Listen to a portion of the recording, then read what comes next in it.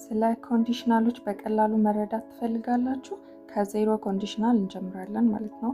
ዜሮ ኮንዲሽናል ማለት ስለ ፋክት ወይም ስለ ሪያሊቲ ስለ ሳይንቲፊካሊ ትሩዝ ስናወራ ነው ማለት ነው። ኦኬ ፎርማቱም ደግሞ ምንድነው? ኢፍ ፕላስ ሲምፕል ፕሬዘንት ከዛም ሲምፕል ፕሬዘንት ነው ተመልሶ የሚመጣው ማለት ነው። ስለዚህ ኤግዛምፕል በኤግዛምፕል ስናይ if you heat water ምን ይሆናል? it boils. if you heat water it boils ጨረስን ማለት ነው። ሁለተኛው ደግሞ ፈርስት ኮንዲሽናል የምንለው ነው። ፈርስት ኮንዲሽናል ደግሞ ስለ ፖሲቢሊቲ ነው የሚያወራው ማለት ነው። ስለ ፖሲቢሊቲ in the future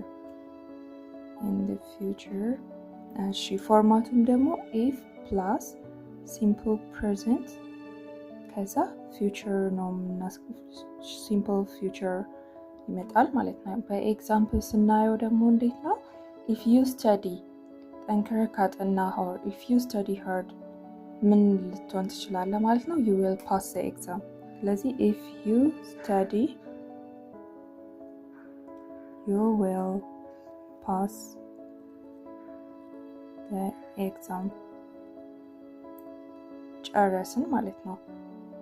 ሰከንድ ኮንዲሽን የምንለው ደግሞ unreal ወይም unlikely ወይም impossible የሆነን ፕሬዘንት ላይ or future ላይ ስለ impossibility ስናወራ ነው ማለት ነው። ስለ unreal, unlikely, likely or impossibility ስለ impossibility ማውራት ስንፈልግ የምንጠቀመው ሰከንድ ኮንዲሽናል ነው ማለት ነው። በፕሬዘንት ላይ ወይም ፊውቸር ላይ ሆነን ማለት ነው። ፎርማቱም if plus past simple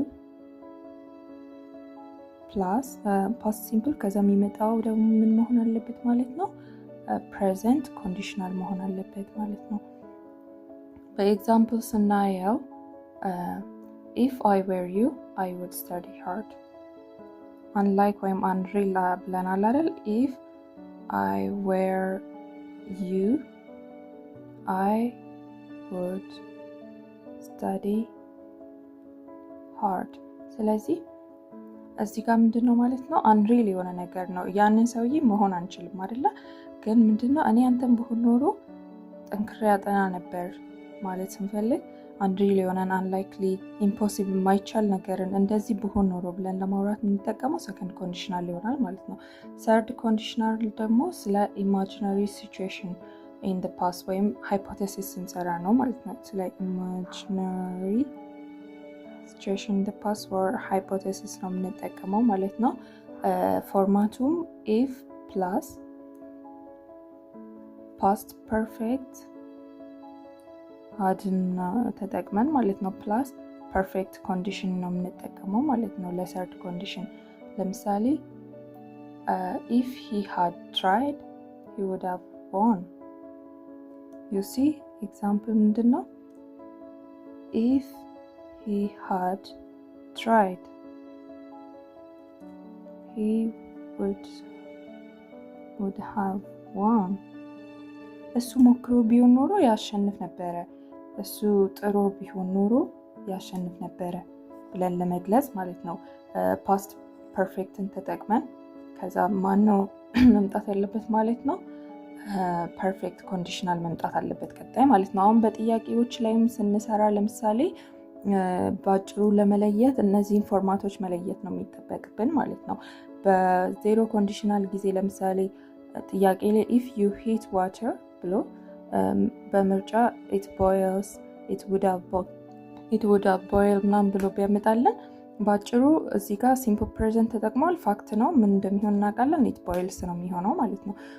ለምሳሌ ደግሞ እንደገና if you study you will pass the exam if you study ብሎ አጥንሰ ቢሆን ምን ይፈጠር ነበረ? እዚህ ጋር ፖሲቢሊቲ ሊሆን የሚችል ነገር አይደለ? ስለዚህ you will pass the exam የሚለውን መምረጥ እንችላለን ማለት ነው። if I were you ይሄ ደግሞ ኢምፖሲቢሊቲ ነው አይደለ? ለምሳሌ if I were the president ምናምን ያለን ስናወራ ሰከንድ ኮንዲሽን ነው የሚሆነው።